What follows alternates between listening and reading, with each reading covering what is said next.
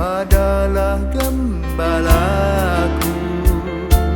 takkan kekurangan aku. Ia membaringkan aku di padang berumput hijau. Saudara-saudara terkasih, selamat pagi, salam jumpa lagi dalam Sabda Siap Saji, Rabu 22 Juni 2022, hari biasa pekan ke-12. Marilah kita berdoa dalam nama Bapa, Putra, dan Roh Kudus. Amin. Allah Bapa kami, sumber belas kasih, Engkau tidak menghendaki siapapun tewas, tetapi agar kami semua dapat menikmati kedamaian. Kami mohon semoga kami Kau jadikan pewarta kabar gembira demi Kristus Putramu dan pengantara kami, kini dan sepanjang masa. Amin. Tuhan bersamamu dan bersama rohmu. Inilah Injil Yesus Kristus menurut Matius. Dimuliakanlah Tuhan. Matius bab 7 ayat 15 sampai dengan 20. Dalam khotbah di bukit, Yesus berkata, waspadalah terhadap nabi-nabi palsu yang datang kepadamu dengan menyamar seperti domba, tetapi sungguhnya mereka adalah serigala yang buas. Dari buahnya lah kalian akan mengenal mereka.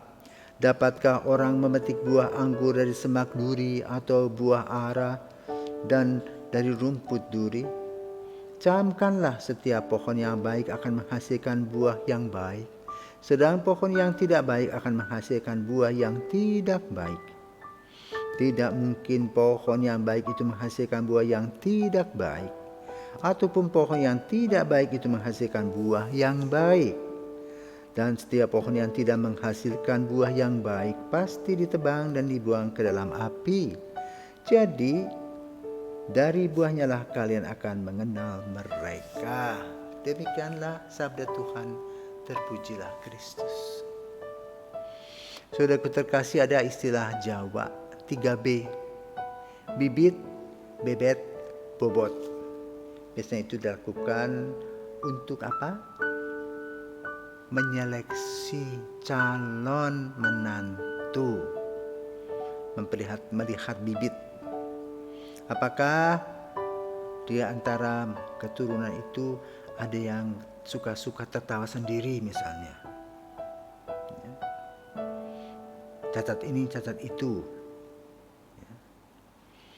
Demikian pula kebiasaan-kebiasaannya bagaimana dilakukan.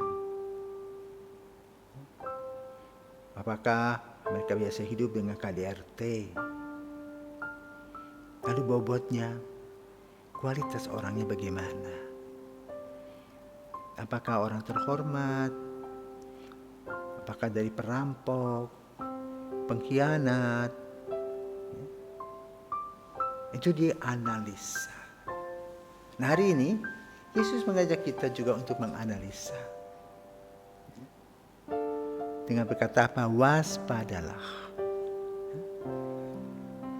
Tentang apa? Nabi palsu. Nah, bagaimana ciri-cirinya? Manis mulutnya, busuk hatinya.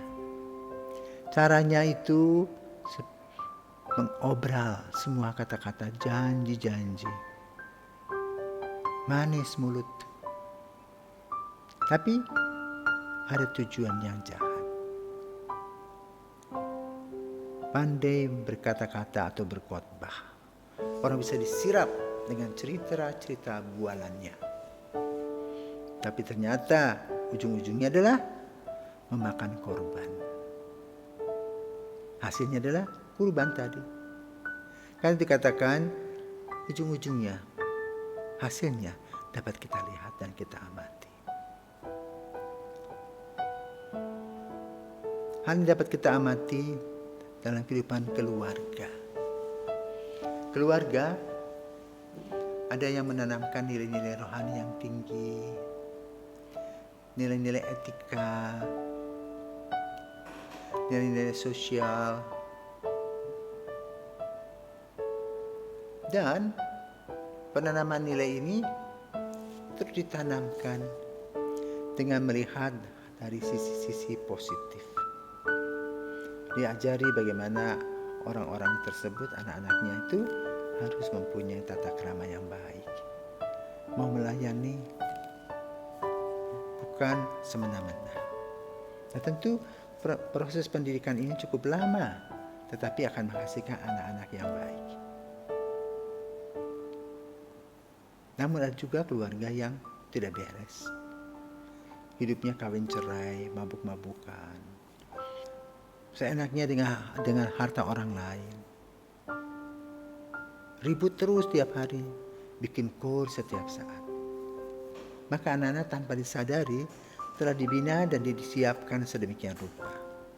Maka dalam pergaulannya adalah selalu mau ingin menang sendiri. Selalu bentrok dengan orang. Kenapa? Egonya terlalu tinggi.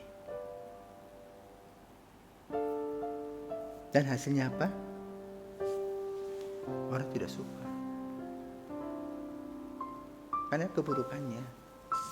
Tapi juga bisa terjadi orang yang kurang beres juga tidak suka dengan orang-orang yang hidupnya lurus. Karena hidup mereka berbelok-belok. Buahnya. Yang dalam Injil hari ini Yesus mengingatkan kita bahwa hidup ini sebuah proses. Sebab akibat. Apa yang kita tanam itu yang akan menghasilkan buah. Kalau kita menanam kebaikan, maka kebaikan itu akan tampil ke depan. Kalau kita menanam keburukan, keburukan itu juga yang akan tampil. Contoh kecil. Ya.